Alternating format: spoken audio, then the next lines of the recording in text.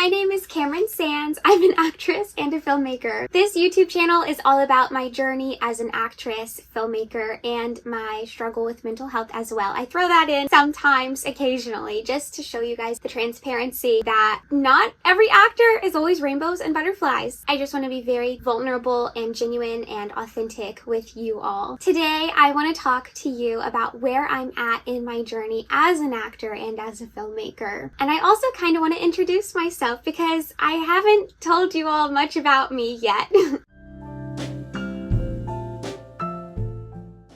This is not going to be a long story short, but maybe I'll start kind of surface level in the beginning, and then I'll tell you more so about where I am now. So when I started out acting, I was maybe 7, 8, 9. I was very young. I think I got my first headshots when I was 7, and I booked one of my first print jobs when I was little. I did voiceover for indie books on tape, and I booked a very small role in an indie feature film with the same guy, the same production company who was making a lot of content at the time. My first print job, my first modeling job was so much fun. My parents and I woke up one morning, we went to the beach, and I just got to frolic and run around in the beach. It was freezing cold, but I loved it. And then I got to swim in a lazy river, and I got to splash around with my coworker, I guess. But he did not want to get in the water. It was freezing cold, but I was just headfirst in the water. It was so much fun because I love swimming. But that was my job. I got paid to swim in the water. It was for a brochure for like a resort at the beach. Unfortunately, because that was like 2007, 2008, I guess the recession or something made that resort not a thing anymore. So it got shut down, or it didn't ever follow suit. So I never got to see those pictures, but it was really fun and memorable. Anyway, because I got experience working like in a studio, in a sound recording studio doing voiceover, I fell in love with it. And I struggled with anxiety when I was a kid. It was kind of nerve-wracking. At the same time, it was so much fun for me. I loved it despite my anxiety and insecurities. When I was little, I stopped acting around 12 because my brother Charlie passed away, and at the time my parents were more so focused on school and surviving and not really doing extracurriculars anymore. So I didn't act anymore until I was around 20. My husband and I moved, and there was a movie filming near me. Fast forward to present day, about 4 years ago, there was a movie filming in my town, and I saw on Facebook casting calls for extras. And at the time, I thought it was a scam because I didn't know that casting calls were posted on Facebook, but I did it anyway, and I had a friend who had done it before through that same extras casting agent, or casting director? Extras casting director. I submitted and I got the role. It was so much fun. The part I had submitted for got cut even after my wardrobe fitting, but then I was able to resubmit and I got to get on set as a different role. So I had a different wardrobe fitting, and that was really fun. And that project was Are You There, God? It's Me, Margaret, with Kathy Bates and Rachel McAdams and Judy Bloom. And that was so memorable for me. And that was my first time ever on a really, really, really big professional union movie set, and I fell in love. It was so fun. It was so exciting, and I didn't want to leave. We were there for like maybe 12 hours, and I was wearing winter clothes in the middle of summer, but it was so much fun. I loved the hustle and bustle. It felt like I was in a beehive, and everyone was there with the same objective and the same desire to make a movie and to make everything happen. It was just so much fun, and I felt so professional even though I didn't have much film set experience. I feel like I'm really good at following directions. So when I was on set, if they told me anything, I did it. And I was just like, yes, I've got it. It was just so much fun. And I got to watch Rachel McAdams walk around the room, and she was my art teacher. I didn't have any lines, of course, because I was just an extra, but that was very, very, very fun. Which is ironic because when I was going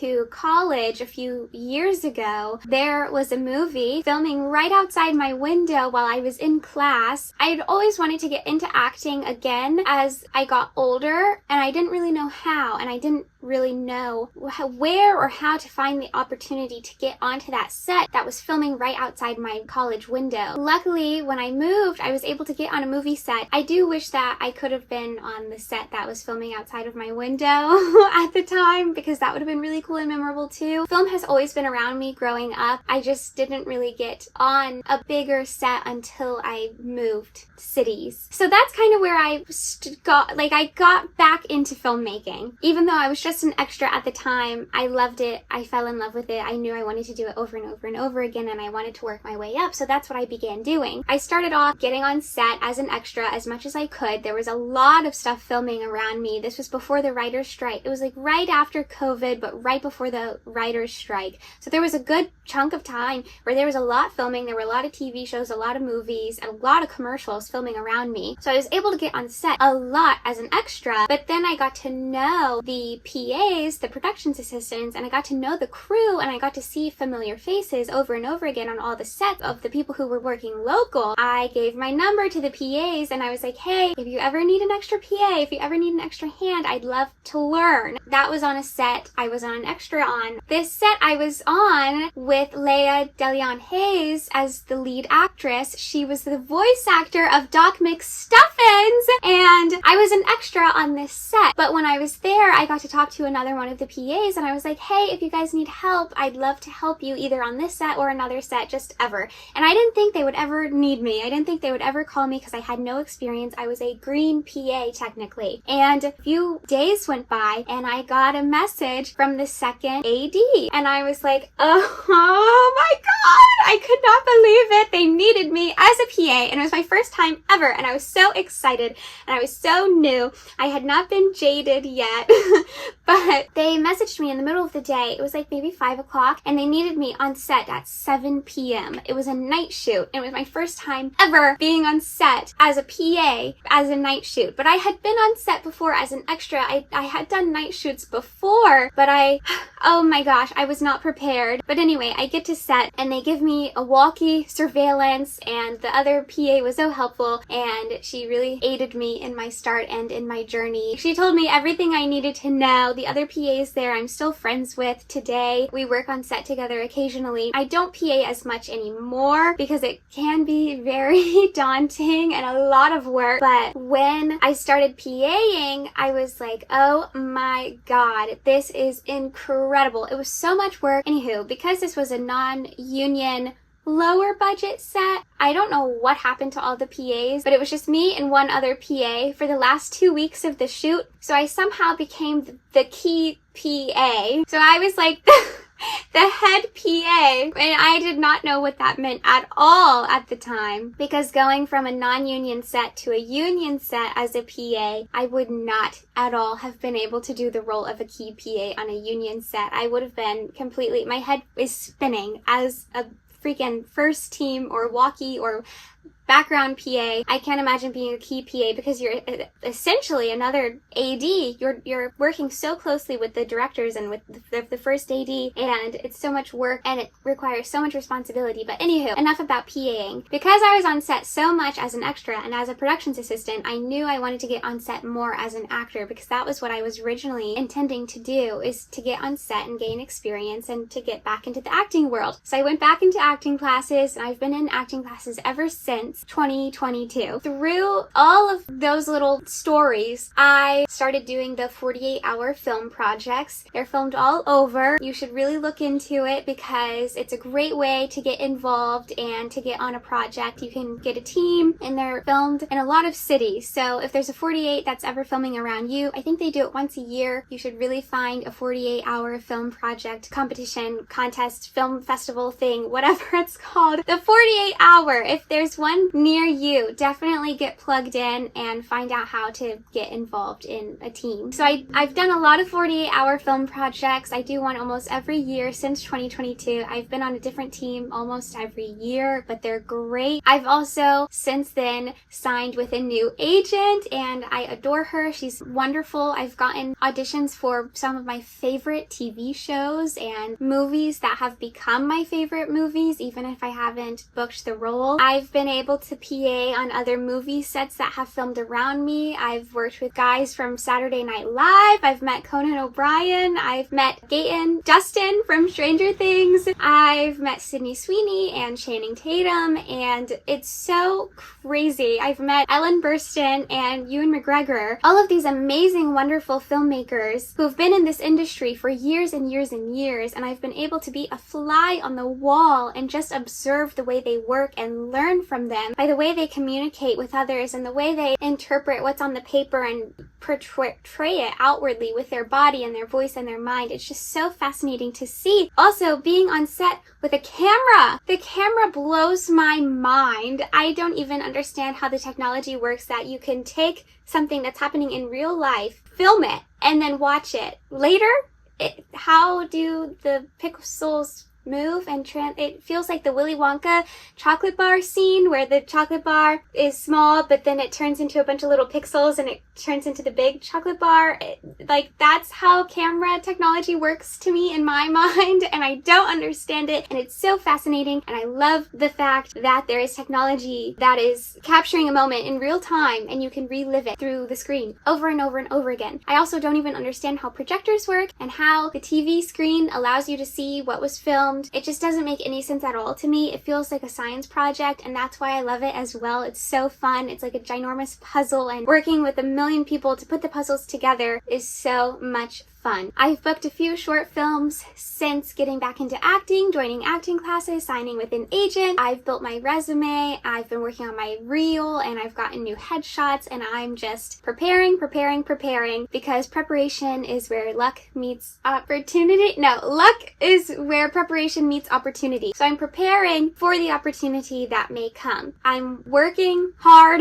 I'm working as hard as I can to be prepared and to be ready for an opportunity that will meet me where I am, but I'm hoping that one day my dream role will hit me in the face and I'll be able to rise to the occasion. But until then, I'm preparing. I'm enjoying where I'm at right now in this journey, even though it can be really, really freaking hard sometimes. And I am just trying to enjoy the journey and be content where I am and grateful for where I am, but also excited for where I'm going. And although my acting resume is not extensive, I haven't really worked for Netflix or Hulu or Warner Brothers or Blumhouse or any of my dream production companies, but I would be ready when that time comes because I have trained so hard in class. I have gained a lot of invaluable experience on smaller productions and big productions too. Even though I've just been a PA on the bigger sets, I've been able to learn the departments like the back of my hand. I know that there is crafty and catering, and there's the AD department, and there's the props department, and greens department, and there's camera department, and there's usually A camera and B camera, depending on the project. There's grip and electric. There are so many departments on set. It is insane to me how many departments are on the set. So there is a job in film for everybody. If you're in a film hub town, or if not, I just encourage everyone to work in film because I don't want to be selfish. I want to share the love and joy with everyone. And a lot of people have become jaded. I used that word earlier. I didn't know what that word meant, but when I first got on set, the other PAs were like, "Oh, you haven't been jaded yet." And I was like, what? What do you mean? What does that mean? And I was bright-eyed and bushy-tailed and ready to be on set. And then after a few months of being a PA, I was like, yeah, I'm jaded. This is awful. But not really. It can be really, really hard work, but it's so rewarding, at least for me, because I'm passionate, I'm enthusiastic, I'm excited about it, I love it. It's one of my favorite things of all time, and I just love being on set. I love the process, the before, like the anticipation, the night you're waiting for your call sheet. The moment you get the call sheet, it's like, oh crap, okay, I have to be there at 5:30 in the morning. But then you wake up at 5:30 in the morning, you get to set, and it's fun. You get your food, and you're ready for the day, and you focus focus moment to moment. You truly are forced to live in each individual moment when you're on set, because if you're there, you can't be thinking about what's to come in 6 hours. You have to be completely immersed in what is happening right then and there. You have to be fully present in what you're working on in that moment as an actor and as a PA. But when you're on set as a PA, you have to be anticipatory. You have to anticipate what the needs of the set are. You have to know what the director and what the other departments need, what the actors need. You have to know what they want and what they need before they even ask. You have to be running around like a chicken with your head cut off, finding things to do, whether it's picking up trash or just standing in a lockup because you don't want anyone to walk in the frame, or you're yelling at Grip and Electric to shut up and to stop talking while they're filming, or you're handing someone Gatorade with a straw because they're covered in props and wardrobe and they're covered in prosthetics and they can't move their hands, so you have to feed them with their,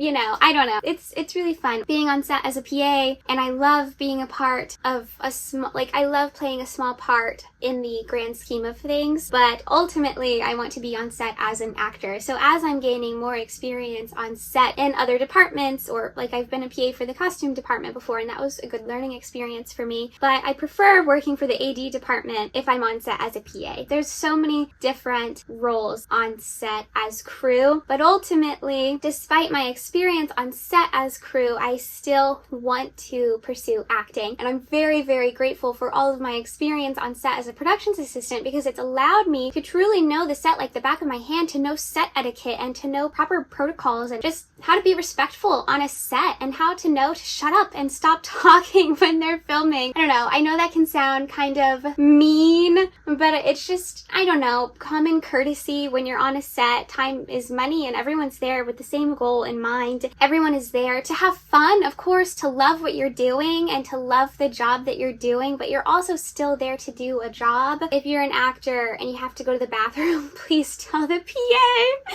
because you have no idea how many times I've been on a set as a productions assistant and they're in the walkie-talkie. The AD is like, where is so-and-so? What's their 20? Where are they? And you're running around scrambling looking for the actor for 20 minutes, but they were in the bathroom the whole time. And if they had just communicated to the AD department, then, it's more organized. I don't know. Also, as an actor, so many people just do what they want and it doesn't really matter if they follow proper courtesies. But as an actor myself, I want to follow the rules and just be courteous and let the PA know when I'm going to the bathroom so they don't have to run around looking for me for 20 minutes. Anywho, where I'm at right now as an actor, I'm building my resume, I'm gaining experience on set, I'm saying yes to every opportunity, whether it's paid or unpaid, just to get more experience. I'm getting a little bit more decisive and intentional with the roles that I do say yes to. I don't say yes to as many unpaid gigs anymore, just because I don't want to go backwards. But at the same time, if I know someone who's working on a project and it's unpaid, but I know that it would be fun, it would be a great learning experience for everyone, or if I'm really deeply passionate about the intentions of the project, then I will consider saying yes or not. But it really just depends. I'm just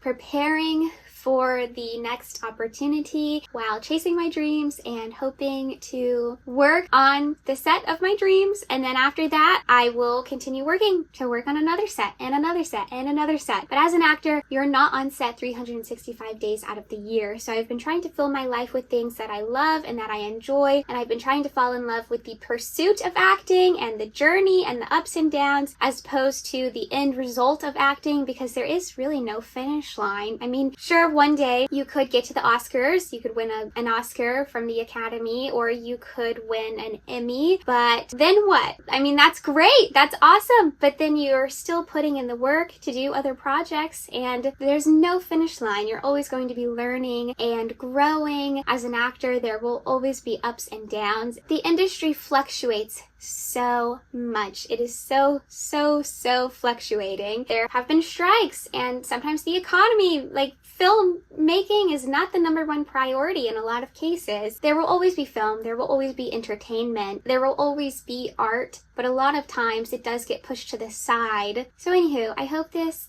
is encouraging to you to hear a little bit of my journey. Comment below what you're doing to stay on track and stay on path as an actor. Are you in a high or a low right now? Are you doing good? How do you feel?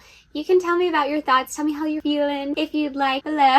I'm curious to hear where you guys are at in your journey. And if you have any questions at all, please let me know. And hopefully I can help aid you in your journey. I don't really have any straight and narrow rules or advice for you as an actor. Everyone's journey is so different. I mean, there are some objective things, but I feel like the industry is so subjective. If you ask anybody anywhere on a set, how did you get here? How did you get this job? Everyone has a different answer. If you have any questions, let me know. I'd love to answer them for you. And if you want to see more videos like this, please subscribe and like and share with your film friends if you think it'd be helpful to them. Oh, and I made this shirt. Anywho, thank you guys so much for watching. I love you all so very much, and I hope you find some motivation and inspiration to make art today.